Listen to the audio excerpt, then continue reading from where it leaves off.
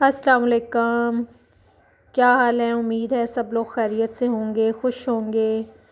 और सुबह का आगाज़, मेरी सुबह को तो आगाज़ हो चुका है। ये है मेरा संडे 5 फरवरी 2023 का मेरा व्लॉग है। तो ये मेरी सुबह का आगाज़ हो चुका था। उठते ही जो सबसे पहले जो मेरा काम होता है, मेडिसिन ली और मेडिसिन लेने के बाद बस फिर थोड़ा बहुत किचन को मैंने वाइंड अप किया। कुछ बर्तन जो धोने वाले थे वो सिंक में रखे, चाय बनाना शुरू कर दी।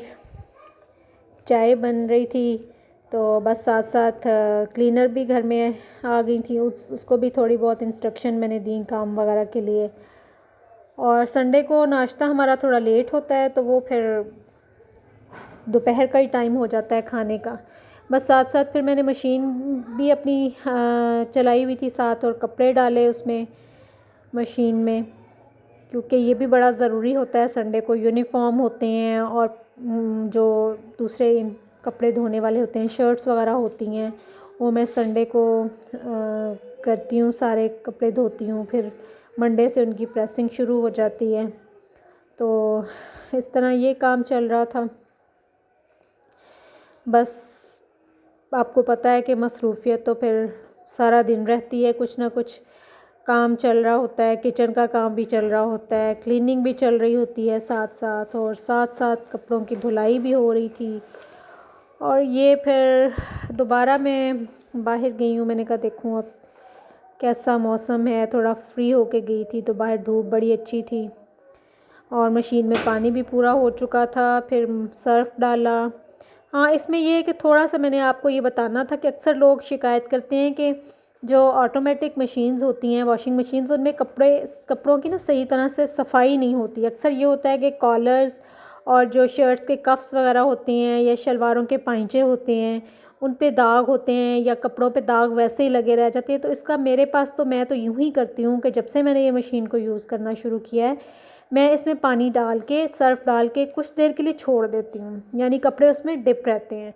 फिर ये है कि उसको ना फिर मैं कपड़ों की रगड़ाई कर लेती हूँ। जैसे कफ्स हो गए, आपको पता है कि इन पे थोड़ी बहुत मैल जो होती है वो होती है ज़रूर, और जब तक ये कफ्स को या शर्ट्स की कॉलर को आप इनकी रगड़ाई ना करें तो ये साफ़ नहीं होती। आप चाहे जितना मर्ज़ी अच्छा डिटर्जेंट यूज़ कर रहे हैं या आपके पास वॉशिंग मशीन ऑटोमेटिक है, मैनुअल मशीन में ये होता है कि आपको रगड़ाई की ज़रा कम ज़रूरत पड़ती है, लेकिन मेरे ख़्याल में रगड़ाई उसमें भी करनी ही पड़ती है, क्योंकि ये कॉलर्स और ये कफ्स ना ऐसे साफ़ नहीं होते।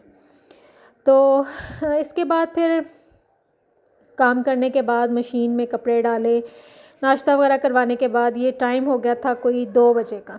तो फिर छोटा बेटा जो था उसकी ये डिमांड थी कि मुझे जी पार्क लेके जाएं, मैंने जंपिंग स्टेशन पे जाना है। उसने एक्चुअली स्कूल में पढ़ा था लेटर जे, तो उसमें उसमें वो पिक्चर बनी हुई थी जंपिंग कासल की। तो वो मुझे कह रहा था कि बार बार कि मैंने यहाँ पे जाना है जंपिंग कासल में।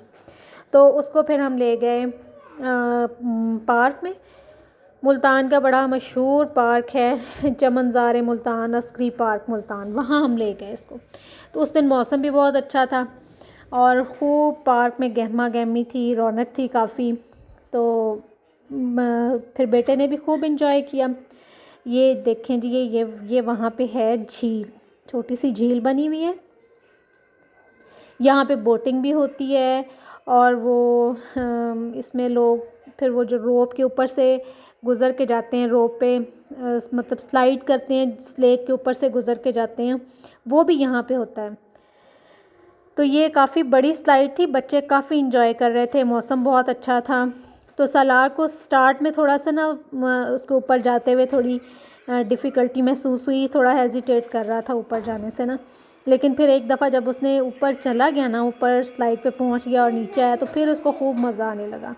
ये थी जी बिंजो जंपिंग, इसको हमने एक्सपीरियंस करवाया। ये भी इसमें स्टार्ट में इसको करनी नहीं आ रही थी, तो फिर जब इसकी प्रैक्टिस हुई तो इसने इसको भी खूब एंजॉय किया। फिर अब ये देखें कितने हाई जंप्स ये कर रहा है यहाँ पे ना।